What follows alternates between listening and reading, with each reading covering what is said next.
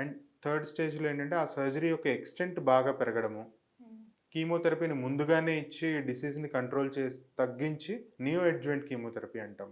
ఆ కీమోథెరపీని సర్జరీకి ముందుగానే ఇచ్చేసి దాన్ని కంట్రోల్ చేసి అప్పుడు సర్జరీ చేయడము, దాని తర్వాత రేడియేషన్ ఇవ్వడము, దాని తర్వాత కీమోథెరపీ మళ్ళీ ఇవ్వడము, లేదా టార్గెటెడ్ థెరపీస్ పెట్టడం, ఇలా ఎలాబొరేట్ అయిపోతుందనమాట.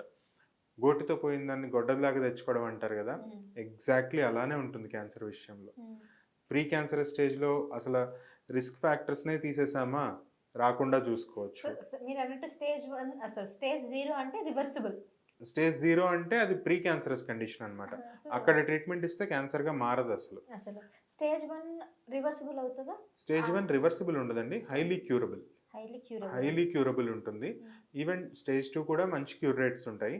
స్టేజ్ 3 నుంచి మన సర్వైవల్ డ్రాప్ అవ్వడం చూస్తాం అనమాట. స్టేజ్ 3 అయితే ఎంత, ఒక 10 ఇయర్స్ తగ్గుతుందా? 10 అలా చెప్పలేమండి, ఎందుకంటే క్యాన్సర్ అనేది బాగా హెట్రోజినస్ డిసీజ్ అనమాట.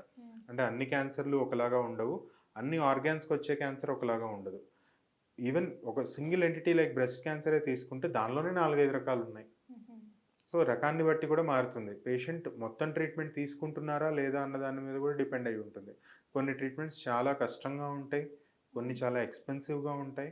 అన్నీ తీసుకున్నప్పుడు వచ్చే రిజల్ట్స్, కొన్ని ఒమిట్ చేసినప్పుడు వచ్చే రిజల్ట్స్ వేరేలా ఉంటాయి. బ్రాడ్లీ చెప్తే మొదటి 1-2 స్టేజ్ల్లో, ఒకటో స్టేజ్లో 90+% సర్వైవల్స్ చెప్తాము. అది ఇంకో 10% సర్వైవల్ తగ్గుతుంది సెకండ్ స్టేజ్కి. థర్డ్ స్టేజ్కి వచ్చేసరికి ఇంకో 50% సర్వైవల్ తగ్గిపోతుంది అనమాట. సో అంత డ్రమాటిక్ డిఫరెన్స్ ఉంటుంది స్టేజ్ 2కి. సపోజ్ వాళ్ళ ఏజ్ 40 ఇయర్స్ అనుకోండి, వాళ్ళు ఇంకా 8 ఇయర్స్ బతకాల్సిందే, 10 ఏళ్ళే బతికించాలి అట్లా.